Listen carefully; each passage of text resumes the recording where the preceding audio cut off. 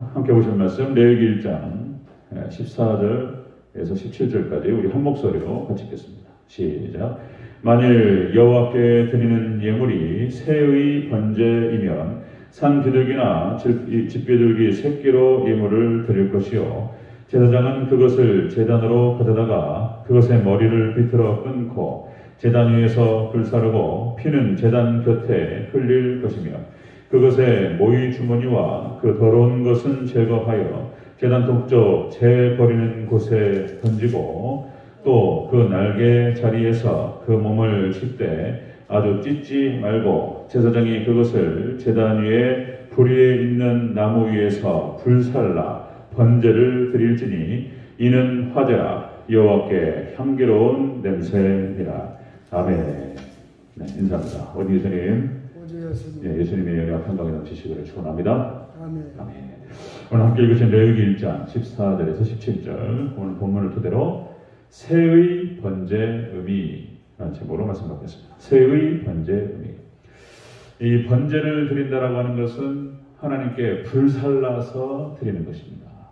하나님께 제사를 드릴 때 그냥 빈손으로 오지 말고 소나 양이나 염소 이렇게 제물을 가져오라 말씀하셨습니다.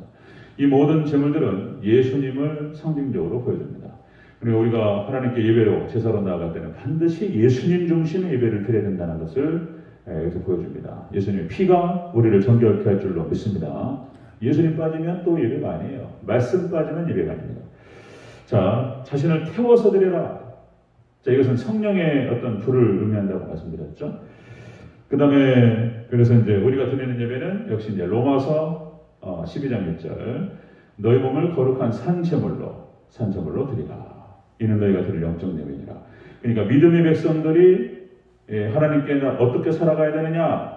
그것이 이제 12장 1절 딱 1절부터 선언하고 들어가는 거예요. 그러므로 자, 믿음의 백성들 너희들은 너희 몸을 거룩한 산제물로 드리라. 예수님께서 제물 되셨던 것처럼 우리도 제물 돼야 된다. 이걸 얘기하는 것이죠. 그래서 헌신이라고 하는 것은 헌신 예배 특별히 어떤 날을 정해서 그것도 필요해요. 특별히 또 이제 한번 결단하는 시간도 필요하고 그래서 남전도의 헌신 예배 제1여전도의 헌신 예배 필요하죠. 근데 그런 헌신 예배만 헌신 예배가 아니고 모든 예배가 헌신 예배입니다. 이게 이제 레위기서 관점에서 보면 그렇습니다. 모든 예배가 다 헌신 예배. 지금 우리가 잠깐 드리는 예배도 우리 중심을 하나님께 드리고 우리를 받으시옵소서. 이렇게 몸을 드리는 예배가 된다라고 하는 것입니다. 자, 같이 한번 살펴보겠습니다. 세 번째입니다. 세 번째 의미. 첫 번째로 자, 비둘기 새끼를 예물로 드리라. 자, 14절을 같이 읽겠습니다. 14절 시작. 만일 여호와께 드리는 예물이 새의 번제이면 산비둘기나 집비둘기 새끼로 예물을 드릴 것이요. 아멘. 새 번제가 대체 무슨 의미냐? 이것은 가난한 자가 드리는 예물입니다. 그러니까 집안 형편이 소나 염소나 양을 드릴 수가 없어요. 하나님께서 규정하셨습니다. 그렇게 큰 예물을 드릴 수 없는 자는 작은 것이라도 드리라. 이런 말이에요. 그러니까 이제 가난한 자가 드리는 예물이 바로 새의 예물이었습니다. 새의 예물. 이 말은 무슨 뜻이냐면 누구든지 부자나 가난한 자나 모두가 다 하나님께 자신의 삶을 드려야 된다라고 하는 것을 말하는 거예요. 그래서 누구나 부자나 가난한 자나 모든 자가 하나님께 헌신해야 된다는 것을 말하는 거예요. 하나님 부자다. 그것을 의미하는 것입니다. 자, 그래서 이제 제사를 드릴 때 제물을 드리거나 예물을 드릴 때 그것이 이제 경중이 있죠. 천번제 솔로몬이 드렸던 그러니까 1000마리를 드리는 거예요. 1000마리. 그러니까 왕이니까 그럴 수 있다고 치는 건데 그래서 한국 교회가 좀 잘못 해석해서 이제 1000횟수로 해석을 했는데 나쁜 거 아니라고 말씀드렸어요. 나쁜 거 아니다. 1000번을 갖다가 드릴 수 있다면 새벽 예배마다 1000번을 1000일 동안 1000원이 됐든 5000원이 됐든 그런 분 여러 분 봤어요. 여러분 5000원이든 10,000원씩을 갖다가 1000일 동안 우리 아들 좋은 대학 가게 하옵소서, 우리 아들 취직되게 하옵소서. 1000일 동안 3년 가까이 시간이잖아요. 그러다가 드리는 거 이렇게 봉투해가지고 새해마다 이거 봤어요 제가. 그게 은혜스러운 거예요. 좋은 겁니다. 근데 1000번은 그런 뜻이 아니라고 말씀드렸어요. 1000마리예요 1000마리. 그렇게 형편이 안 되는 사람은 새 번제라도 드리라 이런 말씀을 하시는 겁니다. 자 어쨌든 간에 누구든지 자기 형편에 따라서 자신을 헌신하라 이런 뜻입니다. 하나님께서. 자, 여러분들 신약 성경을 나오면은 예수님께서 과부의 2 렙돈을 보시고 칭찬하셨어요. 네, 칭찬하셨어요. 네, 저 여인은 자신의 모든 것을 드렸다. 귀하게 받으셨어요. 네, 하나님께서는 물질의 경중을 따지지 않고 마음 중심을 보시는 줄로 믿습니다. 귀하게 보셨어요. 심지어는 돈이 없으면 마음이라도 드리면 돼요. 그거 받으셔요. 하나님께서. 여러분들 다윗이 성전을 건축하고 싶었습니다. 하나님의 성전을 건축하게 하소서. 그래서 막 그 백향목부터 해가지고 백향목 그리고 성전 건축할 수 있는 재료들을 다 준비해놓고 하나님. 근데 하나님 허락 안 하셨어요. 네 손에 묻은 피가 너무 많아가지고 안 되겠다. 너는 안 되고 네 자식 돼야 가능하리라. 그래서 모든 준비를 다윗이 하고 다시 못했어요. 그리고 솔로몬이 하게 되는 거예요. 솔로몬이 성전 건축을. 근데 하나님께서 그 다윗의 마음을 받으셨어요. 마음만이라도 하나님 성전을 사모하고 하나님 사모해가지고 아니 근데 이제 아무것도 안 드리면서 마음만 받으셔서 이건 또 달라요. 하나님 마음을 아시니까 다윗의 마음이 얼마나 사모했는지 하나님께 드리고 싶어서 성전 건축을 하나님께 영광을 하나님께 헌당 예배를 드리고 싶었는데 하나님 허락하지 않으셨어요. 근데 그 마음을 보시고 마음을 받으시고 축복하신 줄로 믿습니다. 마음만 받아요. 마음만이라도 마음 중심이 따랐으면 참 좋으신 분이에요. 하나님. 자, 새 번째 의미는 그것입니다. 새 번째 첫 번째가 가난한 자가 드리는 예물을 말하는 것입니다. 가난한 자. 자, 두 번째 보겠습니다. 세 번째 의미. 자, 버릴 것은 버리고 태울 것은 태우라. 자, 우리 15절을 보겠습니다. 시작. 제사장은 그것을 제단으로 가져다가 그것의 머리를 비틀어 끊고 제단 위에서 불사르고 피는 제단 곁에 흘릴 것이며. 아멘. 무슨 모양? 그러니까 이런 거잖아요. 번제가 이렇게 무서워요. 번제가. 그 제물이 되고 예물이 되는 것은 죄를 전가시켜가지고 그 죄값을 받는 것이기 때문에 앞에서 우리가 봤죠. 소외 번제 레위기 1장 우리가 1절부터 9절까지 쭉 봤는데요. 각을 떠가지고 목을 자르고 팔다리를 잘라서 뭐 배를 가르고 내장을 쏟아가지고 피를 따로 받아가지고 피를 이게 뭐냔 말이에요. 이게 완전히 제물은 그냥 이렇게 돼버려요. 그냥 불태워버려요. 이것이 하나님께서 받으시는 향기로운 제물이다, 향기다 이렇게 말씀하시니까 이게 지금 이해가 안 간단 말이에요. 레위기서는 그래서 반드시 예수님의 초림과 맞추지 않으면 절대로 이해할 수 없는 거예요. 예수님 초림인 거예요.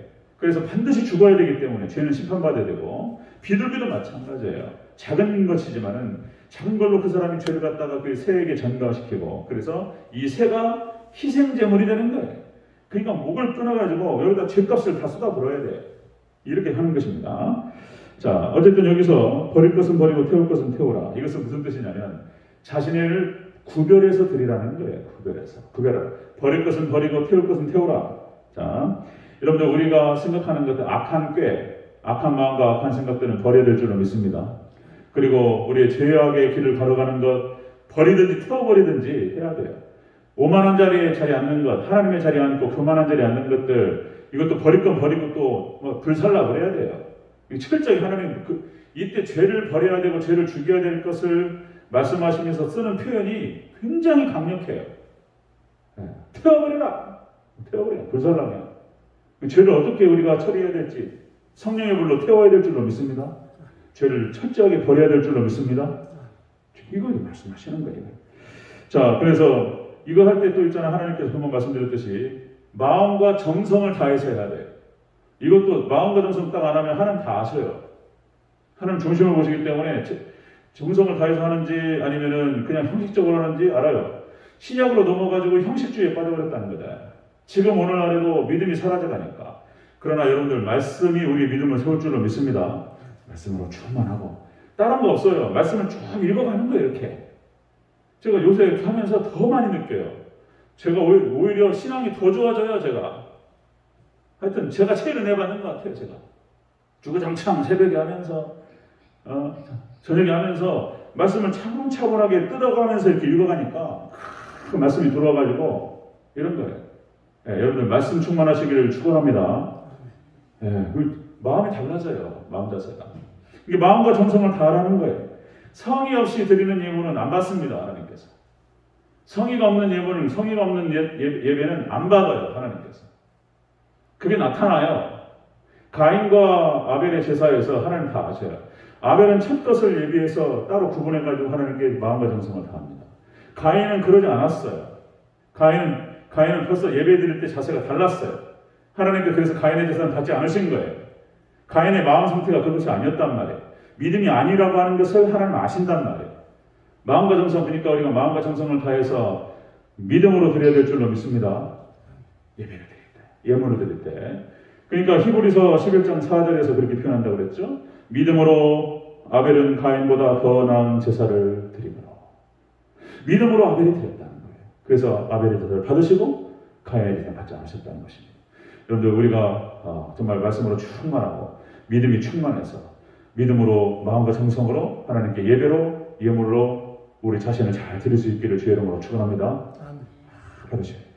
자, 세 번째 의미는 그런 뜻이 있습니다. 가난한 자가 드리는 예물을 의미하는 것이고, 두 번째는 자신을 구별해서 드린다라고 하는 것이 의미가 들어가 있다. 자, 세 번째입니다. 세 번째 불태워서 드리라 이렇게 말씀하십니다. 17절을 같이 읽겠습니다.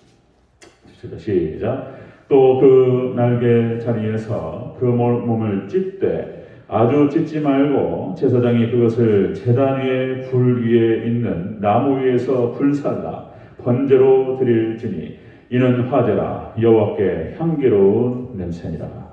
아멘. 자, 또 말씀드립니다. 레위기서에 나타나는 모든 제사법은 반드시 예수님의 십자가로 같이 연결시켜야 돼요. 여러분들 오버랩이라는 거 있죠? 우리가 이제 그 방송 보면서 어떤 화면이 딱 나와요. 그러면 어떤 글씨가 쫙 뜬다든지 두 가지 화면이 딱 겹치는 부분들이 있죠. 이걸 이제 오버랩이라는 표현을 쓰는 건데 화면을 갖다 겹쳐 표현하는 것입니다.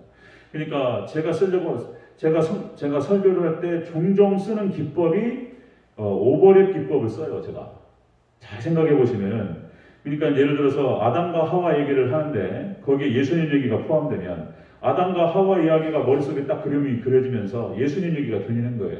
이거 오버랩 시키는 거예요. 성경은 반드시 모든 성경은 오버랩 시켜야 돼요. 모든 성경 사건, 다윗 사건, 아브라함 사건, 무슨 히스기야 사건이 어떻고, 무슨 이삭의 사건이 어떻고, 야곱의 사건이 어떻고 쭉 얘기가 나올 때 그 얘기가 머릿속에 쫙 그림이 그려지면서 예수님 얘기가 들려야 돼요. 안 그러면 틀린 거라고요. 그게 해석이 틀린 거예요. 자, 그러니까 지금 불태워서 드리는 거예요. 예수님께서 이렇게 우리를 대신해서 모든 죄값을 치르신 줄로 믿습니다. 마찬가지 예수님께서 그렇게 우리를 대신해서 핏값을 지불하시고 그렇게 죽으셨던 것처럼 우리도 똑같이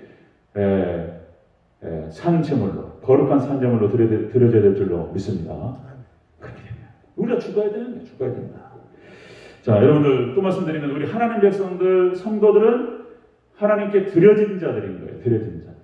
그래서 사실상 우리는 예수 그리스도를 믿음으로 영접한 사람들은 우리 자신이 우리 것이 아니에요. 하나님 것인 줄로 믿습니다. 우리 자신이 하나님 거라고 말씀하고 계세요. 왜냐하면 하나님께서 예수님이 핏값을 주고 샀어요. 우리를 속량하시고 구속하셔가지고 돈 주고 산 게 아니고 예수님 핏값을 지불로 샀단 말이에요. 그래서 우리는 하나님 백성들, 성도들은 우리 자신 것이 아니고 하나님 것이다라고 하는 것을 알아야 돼요. 철저하게 여러분들, 우리는 하나님의 것인 줄로 믿습니다.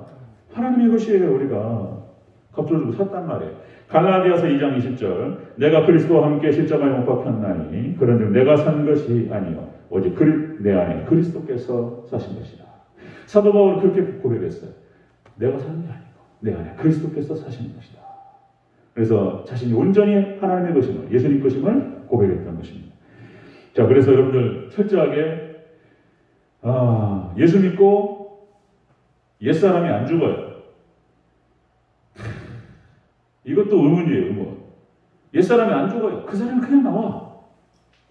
그러니까 이것이 성화라는 것이 그런 거예요. 칭의와 성화가 그래서 시간적 간격이 있는 거예요. 예수 딱 믿는다고 해서 바로 예수님처럼 다 돼버리면 얼마나 좋겠습니까? 예수님을 영접하는 순간 바로 천국 가버리면, 예수님을 딱 믿는 순간 그냥 바로 예수님처럼 막 그냥 변해버리면 얼마나 좋아요.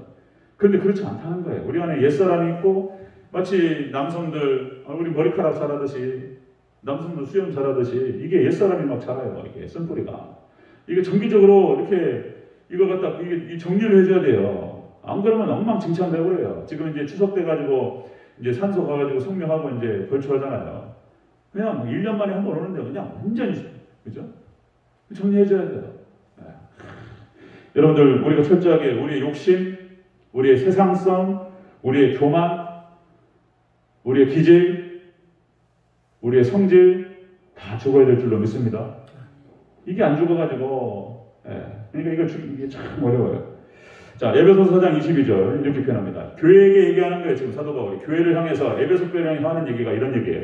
에베소 4장 22절. 너희는 유혹의 욕심을 따라 썩어져가는 구습을 쫓는 옛사람을 벗어버리고 오직 너희의 심령이 새롭게 되어 하나님을 따라 의와 진리의 거룩함으로 지으심을 받은 새 사람을 입으라. 아멘. 교회를 향해서 하시는 말씀. 믿음의 백성들 아직 안 죽어가지고 저를 포함해서 모두가 다 그런 거예요. 네, 여러분들 오직 거룩한 산채물로 하나님께 드려질 만한 그런 깨끗한 제물로 하나님께 준비되기를 주의 이름으로 축원합니다. 죽어야 된다. 그런 얘기 하는 것이죠. 자, 새 번제 안에 여러분들 소의 번제, 양의 번제, 그 다음에 염소의 번제 이것들도 다 똑같아요. 패턴이. 새 번제도 다르지 않습니다. 작은 것을 드리지만 똑같이 이 새 번제의 의미 안에는 가난한 자가 드리는 것이고요. 그러나 그 안에 똑같은 그 의미가 담겨있다. 자신을 구별해서 하나님께 드려야 되고, 그리고 옛사람, 우리의 죄악과 육신을 성령의 불로 태워야 하는 것을 의미합니다. 여러분들, 이게 참 구약이요. 신약보다 훨씬 더 은혜스러워요. 구약 많은 굉장히 깊이 있습니다. 그래서 구약을 좀 많이 다루려고 하는데, 여러분들 하나님 앞에 정말 하나님 받으실 만한 귀한 예물로, 제물로 우리 자신이 잘 준비되기를 주의 이름으로 축원합니다. 아멘. 기도하겠습니다.